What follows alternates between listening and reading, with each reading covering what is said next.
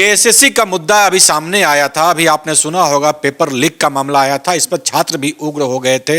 हालांकि जैसा कि छात्र कहते नजर आ रहे हैं कि 8 साल से हम करें तो क्या करें, लेकिन जिस तरह से एकाएक माहौल वहां देखने को मिला और जिस तरह से छात्र अब डरे समय कब से हैं, क्या कहिएगा पूरे? मुझे पता है कि आप सभी मामले को जानते होंगे अच्छी तरह से। इस प्रकरण में मुझे पता चला है, देवेंद्रनाथ महतो से हमारी बात हुई है, उन पे 15 लोगों नामजात 15 लोगों पे मुकदमा दायर हो गया है और उन पे जो है ना 307 धारा लगा गया, नॉन बेलेबल गैर जमानती मामला है, वारंट होगा ही होगा। मतलब इस तरह से ये गलतियां कौन किया? छात्रों ने गलती नहीं किया, छात्रों ने गलतियों का उजागर किया और उस पर डंडा चला। नौजवान पे डंडा करता है तो भड़केगा ही। नमस्कार, एसएमपी न्यूज झारखंड में आप सभी का स्वागत है। देखते हैं आज क्या कुछ है खबरों में खास। खबर पर आगे बढ़े, दर्शकों से एक विनम्र अपील, लेटेस्ट अपडेट के लिए हमारे फेसबुक पेज को फॉलो और लाइक जरूर करें, तो वहीं विस्तृत खबरों के लिए हमारे यूट्यूब चैनल को सब्सक्राइब जरूर करें।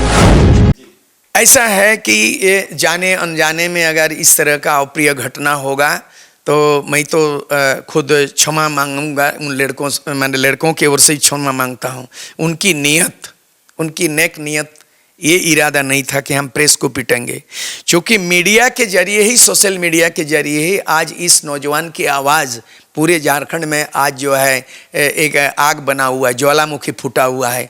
तो हम बात किया है देवेंद्रनाथ महतो से, उन्होंने ऐसा तो नहीं बोला। उन्होंने बोला कि मुकदमा हमारे ऊपर हो गया है, नॉन बेलेबल 307, और उसके बाद जो है ना एसआईटी वो आदेश हो गया जांच करने के लिए, कड़ी कार्रवाई के लिए।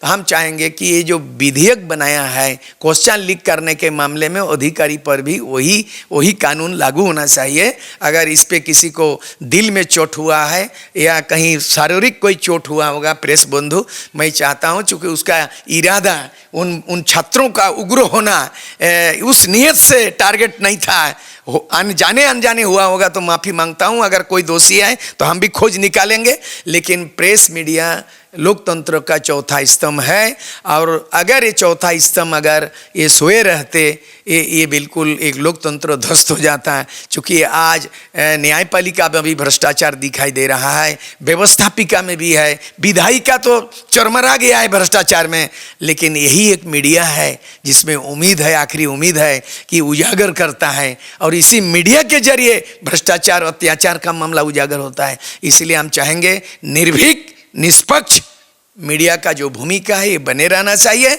और जो हम 2024 में बदलाव चाहते हैं, परिवर्तन, जो सुशासन चाहते हैं, अन्याय खत्म हो, अत्याचार खत्म हो, भ्रष्टाचार खत्म हो, जिस उद्देश्य से झारखंड राज्य बना, बिरसा मुंडा का अबुआ राज, अबुआ दिसुम अबुआ राज, हमारे गांव में राज, ये कायम हो। हम चाहेंगे मीडिया इसमें खुल के आए और हम लोग भ्रष्टाचार बिल्कुल कोई समझौता नहीं करें। जो भी भ्रष्टाचारी कानून अपना काम करेगा और उस पर दंड मिलना चाहिए, लेकिन आम जनता, निरीह जनता को, अंतिम व्यक्ति तक इसका लाभ नहीं मिला है। बिरसा मुंडा का सपना पूरा नहीं हुआ, सिद्धू कानून नहीं हुआ, सीएनटी एसपीटी लागू नहीं हुआ, पेशा कानून लागू नहीं हुआ, संताल भाषा 8 शेड्यूल है उसको लागू नहीं किया गया। 2012 में जो झारखंडी भाषा सेकेंड लैंग्वेज हुआ है, नोटिफिकेशन हुआ है राज्यपाल द्वारा, वो लागू नहीं किया गया। इस तरह से जो है ना बिल्कुल पारा टीचरों का कोई समाधान नहीं हुआ, आंगनबाड़ी पे डंडा चलाया गया।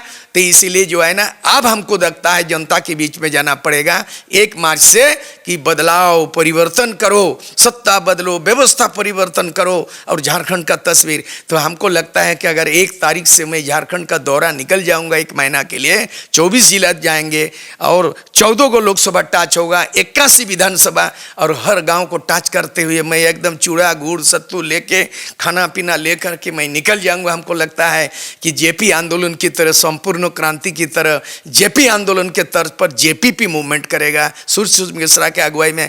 हम इसको जोड़ो उसको तोड़ो नहीं करेंगे, क्योंकि अगर बदलाव होता है तो ममता बनर्जी तृणमूल से ही बंगाल को बदलाव लाया विकल्प के रूप में। अगर बदलाव होता है तो दिल्ली सरकार और सत्ता तो आम आदमी पार्टी केजरीवाल के नेतृत्व में अकेले नेता, अकेले पार्टी बदल दिया।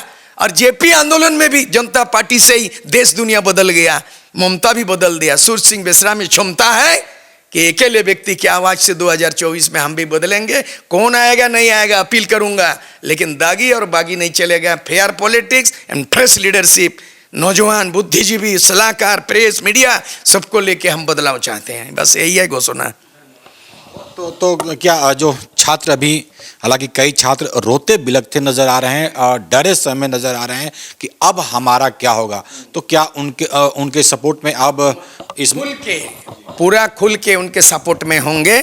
उन पे लाठी डंडा चलिए, केस होगा। हम सरकार से चाहेंगे कि आप विथड्रॉ करिए, हैं वो जो धारा लगा हुआ है नॉन अवेलेबल, आप उनका धारा को वापस कीजिए और जल्द से जल्द जो है ना क्वेश्चन लीक वाले पदाधिकारी पे, अधिकारी पे कार्रवाई कीजिए और उसके बाद जो है ना उनका भविष्य के साथ खिलवाड़ मत कीजिए। आज तो हल्का फुल्का चोटें आई हैं, कल बहुत बड़ा वोट आएगा और वोट में सत्ताधारी को बड़ा चोट आएगा।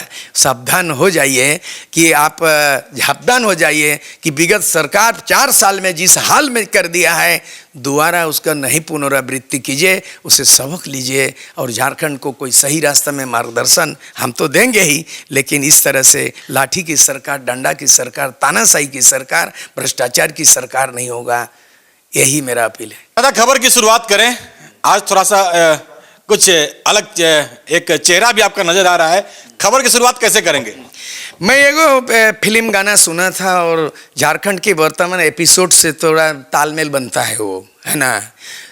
एक तो शेरे शायरी है कि क्या बोलता है कि हमारे क्या मेरा कश्ती वहाँ डूबी जहाँ पानी कम था, क्या एक ठुक यह डायलॉग है। मुझे अपनों ने लूटा, गैरों में कहा। हाँ, मुझे अपनों ने लूटा, गैरों में कहा दम था, मेरी कश्ती वहाँ डूबी जहाँ पानी कम था।